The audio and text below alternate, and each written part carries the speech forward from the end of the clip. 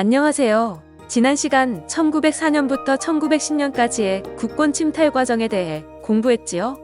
오늘은 이 시기의 국권을 지키기 위해 나타난 저항 운동에 대해 공부합니다. 사실 내용이 더 많지만 줄여서 두 가지를 중심으로 공부해볼까 합니다. 지니스쿨 영상으로 미리 예습해 오셨죠? 일제는 대한제국의 여러 정책들을 추진한다는 명목으로 차관을 빌려주었습니다. 차관은 곧 나라가 진빚, 국채입니다. 그런데 이 국채가 대한제국 1년차 예산에 맞먹는 1,300만 원까지 늘어났습니다. 그러자 대구의 서상돈이 중심이 되어 나라 빚을 갚기 위한 국채보상운동을 펼칩니다. 일본에게 빚지는 것이 없으면 국권을 되찾을 수 있으리라 본 것이지요. 국채보상운동은 점점 확대되어 전 민족이 참여하는 운동으로 발전합니다. 여성들은 가지고 있는 장신구를 팔고 남성들은 금연, 금주를 하여 모금합니다. 그 결과 200만 원에 달하는 큰 돈이 모아졌습니다. 그러나 일제에 방해가 나타납니다. 운동의 중심 인물 양기탁을 모금 횡령 혐의로 체포합니다. 횡령은 공금이나 남의 재물을 불법으로 차지했다는 것입니다. 쉽게 먹튀라고도 하죠. 양기탁은 무죄로 풀려났으나 자라나는 의심 속에서 국채보상운동은 힘을 잃고 맙니다. 다음 저항 노력으로 신민회가 있습니다. 1907년부터 활동한 신민회는 안창호, 양기탁이 중심이 되어 국권 회복을 위해 조직된 비밀단체입니다. 몰래 활동을 했다는 거죠. 신민회의 활동은 크게 두 가지로 나누어 볼 수 있습니다.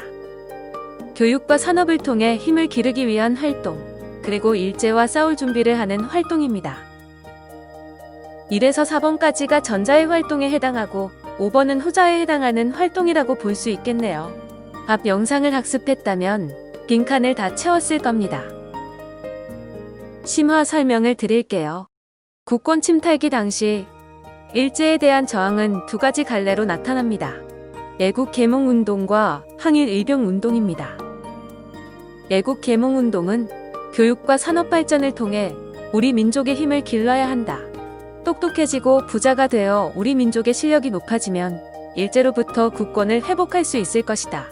라는 입장입니다. 항일의병운동은 무력으로 일본과 싸우자. 라는 입장이죠. 임진왜란과 같은 여러 전쟁 때 그랬듯 의로운 일을 위해 일어난 의병들이 일본을 물리치자는 입장입니다. 애국개몽운동과 항일의병운동은 일제로부터 국권을 회복하자는 생각은 같았지만 이를 위한 노력 방법에 대해서는 생각이 달랐어요. 그래서 서로 사이가 그렇게 좋지만은 않았습니다.